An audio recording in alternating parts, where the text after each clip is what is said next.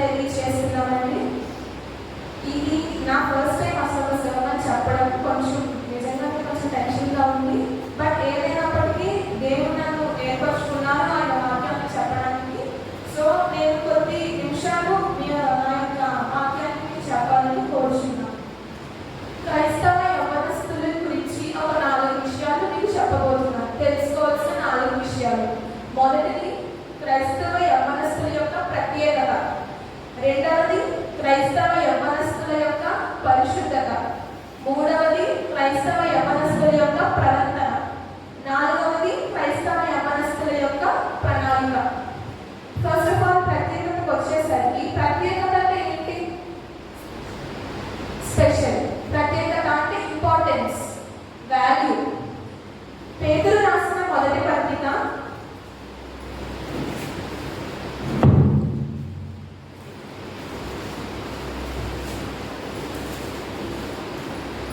2వ అధ్యాయము 9వ వచనం. అయితే మీరు చీకటిలో నుండి ఆశ్చర్యకరమైన తన వెలుగులోనికి మిమ్మల్ని పిలిచిన వారి గుణాతిశయములను ప్రచురణ చేయ నిమిత్తము ఏర్పరచబడిన వంశమును, రాజులైన యాజక సమూహమును, పరిశుద్ధ జనమును, దేవుని సొత్తైన ప్రజలై ఉన్నారు. ఇక్కడ మనం 4 మాటలు చూసినట్లయితే మొట్టమొదటిగా ఏర్పరచబడిన వంశము అన్నారు. దాని యొక్క అర్థం ఏంటి? ఏ చోజన్ పీపుల్. ఏర్పరచబడిన వంశము అంటే చోజన్ పీపుల్. ఇంకొకటి ఏంటి? రాజులైన యాజక సమూహము, ఏ రాయల్ ప్రీస్ట్హుడ్. రాజులైన యాజక సమూహము అంటే ఏ రాయల్ ప్రీస్ట్హుడ్. నెక్స్ట్ పరిశుద్ధ జనము, ఏ హోలీ నేషన్. పరిశుద్ధ జనము అనగా ఏ హోలీ నేషన్.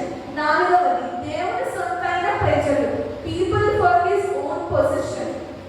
దేవుని సొంతైన ప్రజలు అంటే people for his own position. ఇక్కడ మనం మెయిన్గా చూడవలసింది ఏంటంటే చోజన్ పీపుల్. చూసింగ్ అంటే ఏంటి? ఒక గుంపులో నుంచి సెలెక్ట్ చేసుకోవడాన్ని, ఎలెక్ట్ చేసుకోవడాన్ని చూసింగ్ అని అంటారు. ఇంతమంది కోట్ల జనాభా ఉన్న ఈ యొక్క భూమిలో, ఈ యొక్క లోకంలో దేవుడు నిన్ను నన్ను చూస్ చేసుకున్నాడు. ఎందుకు చూస్ చేసుకున్నాడు దేవుడు మనల్ని? మన పట్ల ఒక ప్రత్యేకమైన ఉద్దేశము, ప్రత్యేకమైన ప్రణాళిక ఆయన కలిగి ఉన్నారు. మన యొక్క ప్రత్యేకమైన ఉద్దేశము, ప్రత్యేకమైన ప్రణాళిక దేవుడు మన పట్ల కలిగి ఉన్నారు. He wants you to be special in this world. ఈ యొక్క లోకంలో దేవుడు నువ్వు స్పెషల్ గా ఉండాలి అని అనుకుంటున్నారు. ఈ మొత్తం లోకంలో కాకుండా, లోకస్తులుగా కాకుండా నువ్వు స్పెషల్ గా ఉండాలి. ఆయన యొక్క వాక్యంలో ఎదగాలి అని ఆయన కోరుకుంటారు. And he also want you to be unique. Unique అంటే ఏంటి? అన్నిటికన్నా డిఫరెంట్ గా స్పెషల్ గా ఉన్న దాన్ని యూనిక్ అంటారు. He wants us to be unique. Your thumbprint is unique, your voice is unique, your DNA is unique. Everything you have unique. Same నీలాంటి వాళ్ళు ఈ వరల్డ్ వేరే వాళ్ళు ఎవరు లేరు. We are all unique.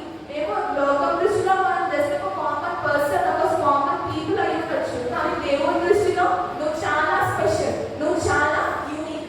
దేవుడు నుండి ఎవరిలాగానో ఉండడానికి మిమ్మల్ని నిర్మించలేదు. God did create you to imitate someone. ఎవరిలాగో జీవించడానికి లేకపోతే వేరే వాళ్ళలో ఉండడానికి దేవుడు నిన్ను క్రియేట్ చేయలేదు. దేవుడు నరుని ఎలా సృష్టించాడు? దేవుడు నరుని ఎలా సృష్టించాడు? దేవుని పోలిక చొప్పున సృష్టించాడు. దేవుడు మనల్ని చాలా ప్రత్యేకంగా సృష్టించాడు. లిటరల్లీ మన బాడీలో ఉన్న సిస్టమ్స్ అన్ని ఎంత బాగా ఉంటాయి. ఈ యొక్క వరల్డ్ ఆఫ్ టెక్నికల్ అడ్వాన్స్మెంట్ లో మనిషిని ఇంకొక క్లోనింగ్ పద్ధతి ద్వారా కానీ వేరే పద్ధతి ద్వారా కానీ మనం క్రియేట్ చేయలేము. దేవుడు మనల్ని ఎలా ఏర్పరిచారంటే, ఎలా సృష్టించారంటే కీర్తనలు 131:14.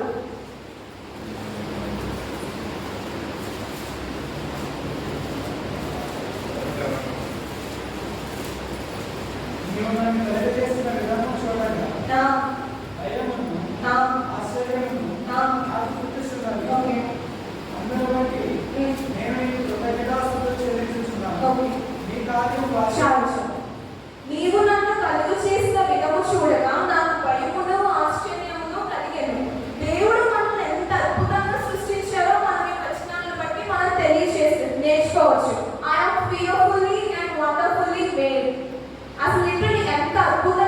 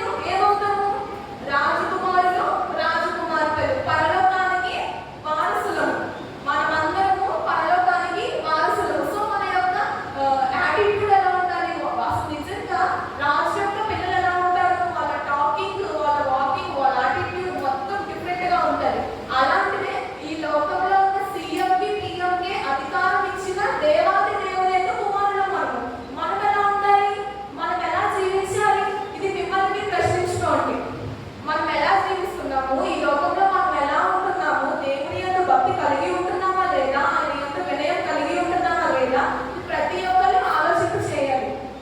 సో ఇది తెలుసుకునైనా కానీ ఇప్పటి నుంచి మీరు ఏదైతే చెడు మార్గంలో ఒకవేళ ఉంటే, చెడు మార్గంలో మనం ఉండిన ఎడల ఇక్కడ నుంచి మీరు మీ యొక్క నడతని మార్చుకోండి, మీ యొక్క బిహేవియర్ని, మీ యొక్క క్యారెక్టర్ని మార్చుకోండి. ఇది ఒక్కటి మనం మీ మైండ్లో పెట్టుకోండి. మనము రాజకుమారులకు, రాజు కుమార్తెలకు అంటే మనకి ఎంత వాల్యూ ఉంది ఈ లోకంలో. మనం జస్ట్ కామన్ పీపుల్ అయి ఉండొచ్చు.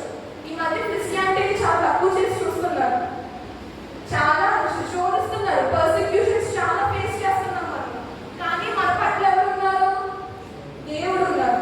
సో మనందరం ఆలోచించే ఈ లోకంలో మనం ఎలా జీవించాలి, మనం ఎంత ఇంపార్టెంట్, మనకి ఎంత వాల్యూ ఉంది అనేది మన మైండ్లో పెట్టుకుని జీవించాలి.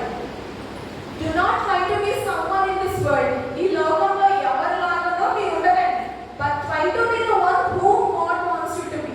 But try to be the one whom God wants you to be. దేవుడు నువ్వు ఎలా ఉండాలని కోరుచున్నారో అలాగే ఉండడానికి ప్రయత్నించండి. ఒక క్రైస్తవుడిగా ఉండాలంటే, ఒక పరిశుద్ధుడిగా ఉండాలంటే ఈ లోకంలో అంత ఈజీ కాదు. ఈ లోకం చాలా పర్సిక్యూషన్స్ ఫేస్ చేయాలి, శోధనలు ఫేస్ చేయాలి, అవమానాలు ఫేస్ చేయాలి. వాటిలన్నింటినీ ఎదుర్కొనగలిగే ధైర్యం మనకు ఉండాలి.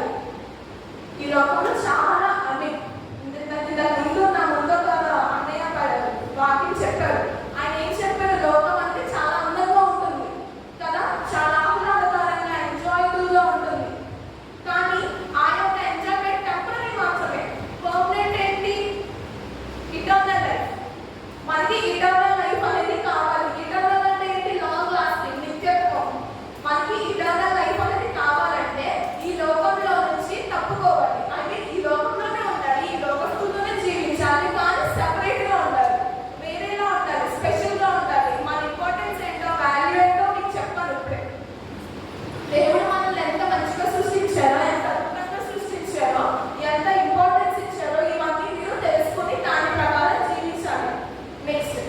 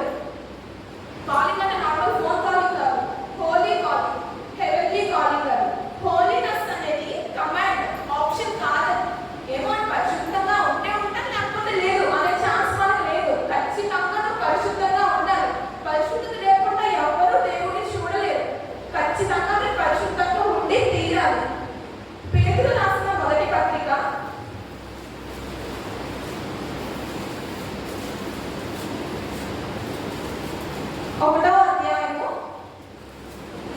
14, 16 కలిపి ఉంటాయి చూడండి.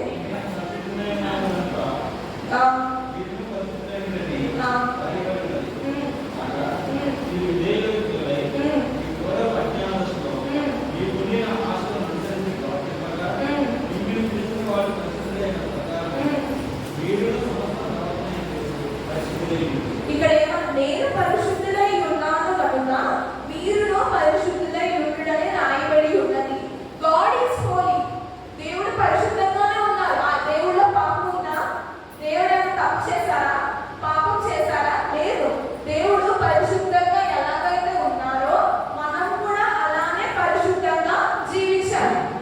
కాగా మీరు విధేయత పిల్లలై, అంటే విధేయత కలిగి మీ పూర్వపు అజ్ఞాన దశలో మీకు ఉండిన ఆశలను అనుసరించి ప్రవర్తింపగా, అంటే మనకున్న బ్యాడ్ డిజైర్స్ ఏవైతే చెడు ఆలోచనలు ఉన్నాయో దాన్ని బట్టి దాన్ని అనుసరించి ప్రవర్తింపగా, మిమ్మల్ని పిలిచిన వాడు పరిశుద్ధుడై ఉన్న ప్రకారము మీరును సమస్త ప్రవర్తన యందు పరిశుద్ధులై ఉండుడి. మనల్ని పిలిచిన వాడు పరిశుద్ధుడు కనుక సమస్త విషయంలో మనం ఏం చేసినా ఎలాంటి చేసినా పరిశుద్ధంగానే ఉండాలి. అపవిత్రం వైపు వెళ్ళకూడదు. ఏం చేసినా పరిశుద్ధంగానే ఉండాలి. ఇంకొకటి అనుకుంటా, మన కంటికి కనిపించేది నమ్ముతాం. మనం ఆల్మోస్ట్ కంటికి కనపడవి మనం నమ్మము. కంటికి కనిపించేది ఏంటి? మెటీరియలిస్టిక్ థింగ్స్, మన ఫిజికల్ అపియరెన్స్, ఇవే మన కంటికి కనిపిస్తాయి. ఇవే మనం నమ్ముతాము. కంటికి కనపడవి మనము నమ్మము. దేవుడు మన కంటికి కనిపిస్తారా? లేదు. చాలా మంది తెలుసుకోవట్లేదు దేవుడు ఎవరో. దేవుడు, కొంతమంది దేవుడు ఉన్నారో లేదో కూడా ప్రశ్నిస్తున్నారు. అసలు దేవుడు ఉన్నారా అని కూడా ప్రశ్నిస్తున్నారు.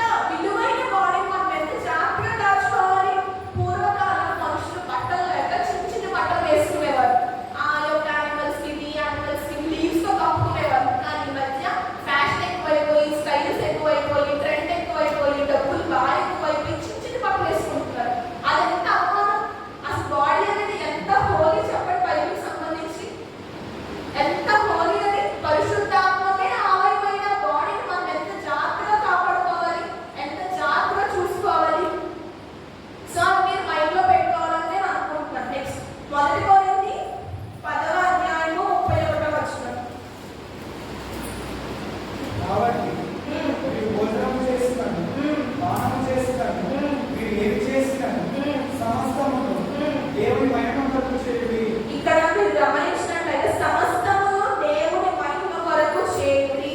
నువ్వేం చేసినా, ఎలాంటి పని చేసినా దేవుని మహిమ కొరకే చేయాలి. ఏదైనా మీ చదువు, మీ జాబ్, మీ వివాహం అన్ని దేవుని మహిమ కొరకే అంటారు. ఇక్కడ ఓన్లీ భోజనము పానం అని చెప్పారు కదా, రెండే దేవుని మహిమ కొరక అంటే కాదు.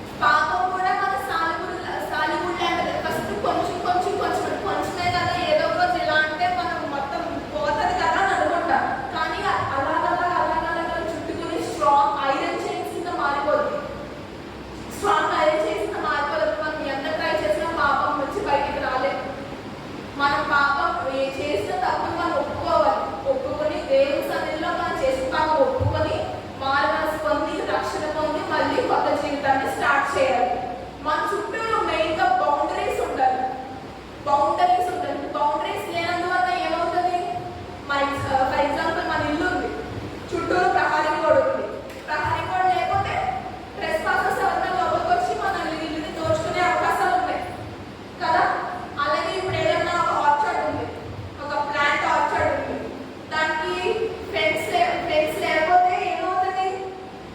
గ్రేజింగ్ యానిమల్స్ లోపలికి వచ్చేసి మొత్తం పంట అంతా తినేస్తుంది కదా. అలాగే మనకు కూడా చుట్టూరు బౌండరీస్ అనేవి ఉండాలి.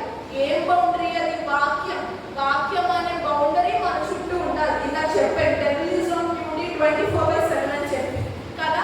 ఆ యొక్క వాక్యం అనే బౌండరీ మన చుట్టూ ఉంటే, వాక్యం అనే బౌండరీ సజాగ్రత్తగా వినాలి. వాక్యం అనే బౌండరీ మన చుట్టూరు ఉంటే పాపము అలాగే అపవాది ఆ బౌండరీ దాని లోపలికి వచ్చే శక్తి వాడికి లేదు. సో మన చుట్టూరు మన బౌండరీస్ అనేవి కలిగి ఉండాలి. మీకు ఇప్పుడు ఒక చిన్న ఫార్ములా చెప్తాను, అది మీరు ట్రై చేయండి పాటించడానికి. Formula 3:3:3 ratio. 3:3:3. ఫస్ట్ 3 ఏంటి?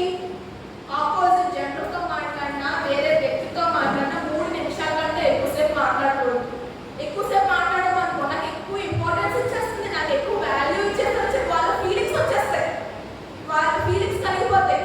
సో 3 నిమిషాల కంటే ఎక్కువసేపు మాట్లాడకూడదు. Next second point, maintain 3 feet distance. 3 అడుగుల దూరాన్ని పాటించాలి. ఒకవేళ దగ్గరికి వెళ్ళి మాట్లాడమనుకో, అమ్మో ఈ అమ్మాయి నాతో ఎంత ఫ్రీగా ఉంటుంది, ఎంత క్లోజ్గా ఉంటుందని చెప్పాలి, దానివల్ల కూడా వాళ్ళ ఫీలింగ్స్ వచ్చేస్తాయి. సో అందుకే 3 feet డిస్టెన్స్ అనేది మెయింటైన్ చేయాలి. థర్డ్ పర్సన్ ఉండాలి. ఇద్దరు వ్యక్తులు ఆపోజిట్ జెండర్ మాట్లాడుకున్నప్పుడు థర్డ్ పర్సన్ అనేది ఉండాలి. అప్పుడు సపోజ్ అనుకున్నా ఒక అబ్బాయి కాదు ఒక అమ్మాయి మనతో వచ్చి మాట్లాడుతున్నారు అనుకో, థర్డ్ పర్సన్ ఉన్నారనుకో, వాళ్ళు ఏ మాటలైతే మాట్లాడుకుంటారో పిచ్చి పిచ్చి మాటలు మాట్లాడుకుంటారు, దేనికైతే వచ్చారో అయ్యే మాట్లాడేసి వెళ్ళిపోతారు. దానివల్ల మనమే సేఫ్ కదా. ఒకవేళ మనం క్లోజ్నెస్ ఇచ్చాము, క్లోజ్ అయిపోయామనుకో, పాపం చేసే అవకాశాలు ఉన్నాయి. వాళ్ళు మనల్ని టెంప్టేషన్లో పాడేస్తారు. అలాగే అందరూ అలాంటి కాదు, టెంప్టేషన్లో పాడేస్తారు, పాపం చేసే అవకాశాలు ఉన్నాయి. సో మ్యాక్సిమం ఈ 3:3:3 అనే ఫార్ములాని మీరు అలవాటు చేసుకోవడానికి ట్రై చేయండి. నెక్స్ట్, పరిశుద్ధత విషయంలో మన ఘటాన్ని కాపాడుకోవాలి. పరిశుద్ధత విషయంలో చాలా జాగ్రత్తగా ఉండాలి. ఘటాన్ని మనం చాలా జాగ్రత్తగా కాపాడుకోవాలి. ఒకటి చెప్తా, శోధింపబడటం పాపం కాదు. ఐ రిపీట్ ఇట్ అగైన్, శోధింపబడటం పాపం కాదు. శోధనలో పడటం అనేది పాపం. శోధింపబడటం అనేది పాపం కాదు, శోధనలో పడటం అనేది పాపం. ఫర్ ఎగ్జాంపుల్ యోసేపు పొతిఫర్ భార్య ఉంది. పొతిఫర్ భార్య టెంప్ట్ చేసింది, పాపం చేయడానికి, తన సొంత శరీర కోరికలు తీర్చుకోవడానికి టెంప్ట్ చేసింది. అదే యోసేపు ప్లేస్లో మనం ఉంటే ఇంకా పడిపోయాం కదా సిన్లో, మనం ఏం చేయలేదు, ఏముందిలే అని చెప్పేసి ఫాలో అయిపోతాము, కంటిన్యూ అయిపోతాము. కానీ యోసేపు అలా కాదు, తన వస్త్రాన్ని అక్కడే విడిచేసి పారిపోయాడు.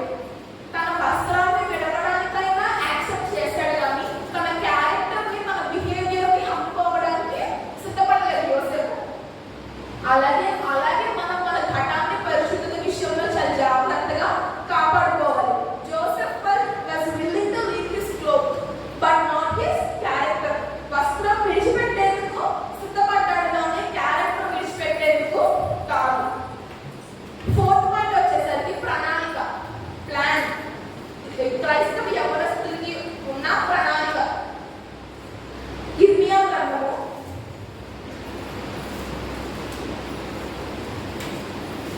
29వ అధ్యాయము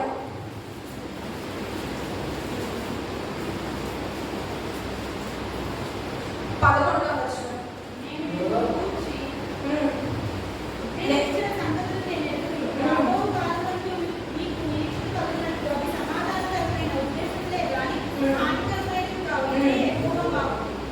నేను మిమ్మల్ని గూర్చి ఉద్దేశించిన సంగతులను నేను ఎరుగుదును. God knows what he is doing. God knows the plan he have for us.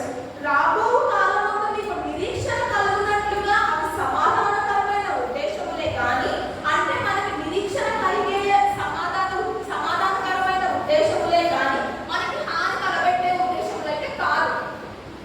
నిజంగా God's will is the best in your life. దేవుని యొక్క ప్రణాళిక, మన ఆలోచనలో ఒకటి, దేవుడి ఆలోచనలో ఒకటి. మనం అనుకుంటాం మనకు BMW కార్ కావాలి, రోల్స్ రాయ్స్ కావాలి, రాయల్ ఎన్ఫీల్డ్ కావాలి అని అనుకుంటాం. అవన్నీ మెటీరియలిస్టిక్ థింగ్స్.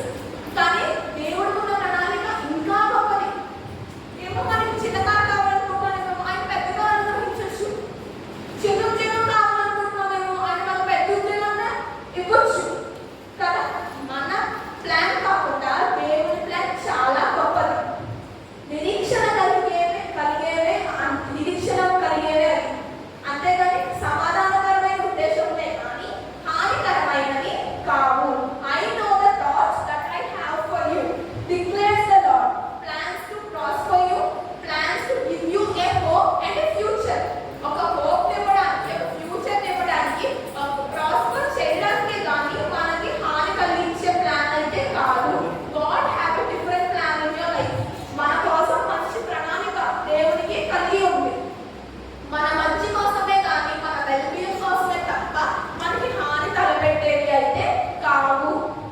మనం ఏం చేయాలి? ఈ యొక్క అన్ని నెరవేరాలంటే ఏం చేయాలి? ఫస్ట్ ఆఫ్ ఆల్ దేవుని చిత్తానికి నీ జీవితాన్ని అప్పగించాలి. First of all submit your selfs to God, submit your life to God. దేవుని చిత్తానికి మీ యొక్క జీవితాన్ని అప్పగించాలి. ఎప్పుడైతే నీ యొక్క జీవితాన్ని దేవుని చిత్తానికి అప్పగించావో you will have the best life ever. మంచి లైఫ్, మంచి ఫ్యూచర్ మీకు ఉంటుంది. దేవుని చిత్తానికి అప్పగిస్తే మీ చదువు దేవుని చిత్తానికి అప్పగించండి, మీ ఉద్యోగం దేవుని చిత్తానికి అప్పగించండి, మీ వివాహం దేవుని చిత్తానికి అప్పగించండి. ఈ మధ్య ఆన్లైన్లోనే పార్ట్నర్స్ ఎదుర్కొంటున్నారు కదా, FB-లోని, ట్విట్టర్స్లోని, ఈవెన్ వాటికి కూడా సపరేట్ యాప్స్ వచ్చేసినాయి. అంత టెక్నికల్ అడ్వాన్స్మెంట్లో ఉన్నారు మనమందరం. కానీ దేవుడు ఒక ప్రణాళిక కలిగి ఉన్నారు. మన ఉద్యోగం పట్ల ప్రణాళిక కలిగి ఉన్నారు, మన లైఫ్ పట్ల ప్రణాళిక కలిగి ఉన్నారు, ఈవెన్ మన వివాహం పట్ల కూడా దేవుడికి ఒక ప్రణాళిక ఉంది. So just wait for his plan to establish. అంతే. దేవుడు ఆ ప్లాన్ ఎస్టాబ్లిష్ చేసేందుకు వెయిట్ చేయండి. వెయిట్ చేయడం తప్పేం లేదు. సపోజ్ మీరు ఉన్నారు, ఎగ్జామ్స్ అయిపోయాక డాడీ మీకు మంచి చాక్లెట్ కొని పెడతానన్నారు, వెయిట్ చేస్తారా లేదా? లేకపోతే ఇప్పుడే కావాలని కంగారు పెట్టేస్తారా? లేదు. మీ బర్త్డే ఉంది, మీ బర్త్డేకి మంచి డ్రెస్ కొంటానన్నారు, అప్పుడు వరకు వెయిట్ చేస్తారా? లేకపోతే ముందే కొనుక్కుంటారా? వెయిట్ చేస్తారా? జనవరిలో ఏప్రిల్, సెప్టెంబర్లో మీ బర్త్డే ఉంది, సెప్టెంబర్లో ఉంది మీ బర్త్డే. ఇప్పుడే కొనేసుకుంటారా లేకపోతే అప్పుడు కొనుక్కుంటారా? అప్పుడే కదా. So just wait for your God's plan to establish. అంతే. మీ యొక్క జీవితాన్ని కంప్లీట్గా దేవునికి అప్పగించుకోండి. You will have the best life ever. ఇది తప్పని ప్రూవ్ చేయండి. ఎవరు తప్పని ప్రూవ్ చేయండి. Withdraw my words. నిజంగా దేవుని చిత్తానికి అప్పగిస్తే మీ లైఫ్ చాలా అద్భుతంగా ఉంటుంది, చాలా బాగుంటుంది. God gives the best those who leave his choices to him. దేవుడు మంచిదే ఇస్తారు, బెస్ట్దే ఇస్తారు. ఎప్పుడైతే చాయిసెస్ మనం దేవుడి చేతికి వదిలేస్తాము. మన ఇష్ట ప్రకారం జీవించకూడదు. మన ఇష్ట ప్రకారం జీవిస్తే ఇక దేవుడు ఎందుకు కదా. మనం ఎందుకున్నాము? ఆయన యొక్క మార్గంలో నడుచుకోవాలి. ఆయన మన పట్ల ఉన్న ప్రణాళికని ఫుల్ఫిల్ చేయడానికే మనం ఉన్నాము. Our life time is limited. మన జీవితం అనేది చాలా లిమిటెడ్. కొంతసేపు తరబడి అంతలోనే ఆవిరి అయిపోయే జీవితం. నీటి బుడగబట్టిని మీ జీవితం, గట్టి వంటిని మీ జీవితం. సో చాలా జాగ్రత్తగా జీవించాలి. Life is a preparation for eternity. Life అనేది ఒక ప్రిపరేషన్ ఎటర్నల్ లైఫ్ రావడానికి. ఈ లోకయాత్ర నిత్యత్వానికి సిద్ధపాటు. సపోజ్ మీరు ఎక్కడికైనా వెళ్తున్నారు, సపోజ్ చెన్నై కానీ వైజాగ్ కానీ వెళ్తున్నారు, ట్రైన్లో వెళ్తున్నారు. ట్రైన్లో ఎన్ని సీట్లు ఉన్నాయి, ఎన్ని లైట్లు ఉన్నాయి, ఎన్ని ఫ్యాన్లు ఉన్నాయి చూస్తారా? లేకపోతే డెస్టినేషన్ మీద మీరు కాన్సన్ట్రేట్ చేస్తారా?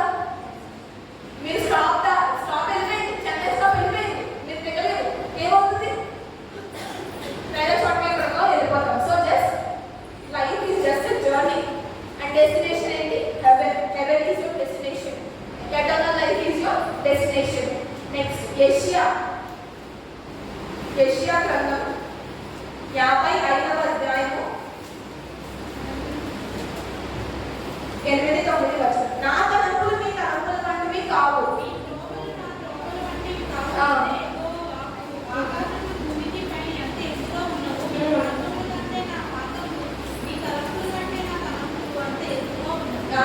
So my thoughts are